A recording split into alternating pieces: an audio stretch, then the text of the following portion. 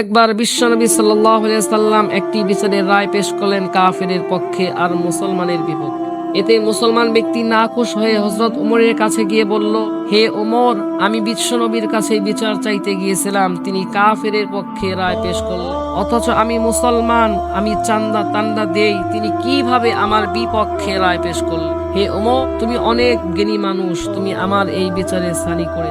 হযরত ওমর ঘরের ভিতরে গিয়ে একটি তরবারি নিয়ে এসে বললেন, বিশ্বনবী সাল্লাল্লাহু আলাইহি ওয়াসাল্লাম বিচার করে দেওয়ার পর যেই ব্যক্তি আমার কাছে বিচার নিয়ে আসে তার বিচারে সানি আমি এইভাবেই করে দিই। তরবারি দিয়ে আঘাত করলে লোকটার কল্লাটা শরীর থেকে আলাদা হয়ে গেল। সমগ্র আরবের মধ্যে সংবাদ ছড়িয়ে পড়ল, হযরত ওমর মুসলমান হত্যা করেছে। বিশ্বনবীও চিন্তিত। এদিকে আরশে আজিম থেকে মহান আল্লাহ রাব্বুল আলামিন ওমরের কাজে খুশি হয়ে গেলেন। তিনি পবিত্র কোরআনের আয়াত নাজিল করে বললেন, হে নবী, আপনার রবের কসম, এই ব্যক্তি মুমিন ছিল না, সে ছিল মুনাফিক।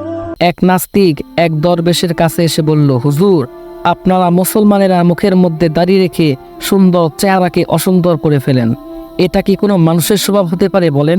এটা যদি কোনো পশুর স্বভাব না হয়ে মানুষের স্বভাবই হতো তাহলে মানুষের জন্মের সময়ই মানুষের মুখে দাড়ি থাকতো। সুতরাং যেই জিনিস জন্মের সময় মানুষের মুখে থাকে না সেই জিনিস না রাখাই ভালো। তখন সেই দরবেশে বলল, বাবা শোনো, জন্মের সময় তো তোমার মুখে দাঁতও ছিল না, তাহলে কি তুমি তোমার দাঁতগুলোও ভেঙে ফেলবে? দরবেশের সেই কথা শুনে সেই নাস্তিক চুপ হয়ে গেল। একজন আলিম সাহেব হোটেলে বসে খাবার খাবার সময় গোস্তের হাড্ডিগুলো ভালোভাবে চিবিয়ে খাচ্ছিলেন, আর তার পাশেই তথাকথিত এক বুদ্ধিজীবী পায়ের উপর পা রেখে বাম হাত দিয়ে চা খাচ্ছিলেন। আলিম সাহেবের এই হাড্ডি চাবানো দেখে সেই বুদ্ধিজীবীর চুলকানি শুরু হয়ে গেল। সে আলিম সাহেবকে তাচ্ছিল্য স্বরে বলে উঠল, হুজুর, আপনাদের দেশের কুকুরগুলো কি খায়? আলিম সাহেবকে কুকুরের সাথে তুলনা করায় তিনি মনে খুবই কষ্ট পেলেন। তারপরেও তিনি হাসি মুখে বুদ্ধিজীবীকে বললেন, আমাদের দেশের কুকুরেরা পায়ের উপর পা রেখে বাম হাত দিয়ে চা খায়। সেই বুদ্ধিজীবী তো হুজুরের মুখ থেকে এরকম কোন উত্তর শুনবে সেটা তো আশাই করেনি। চরম পর্যায়ে আসলাবাস প্রদানকারী এই উত্তর শুনে সেই বুদ্ধিজীবী লজ্জায় মাথা নিচু করে কুকুরের ন্যায় লেজ গুটিয়ে দ্রুত হোটেল থেকে বের হয়ে গেল।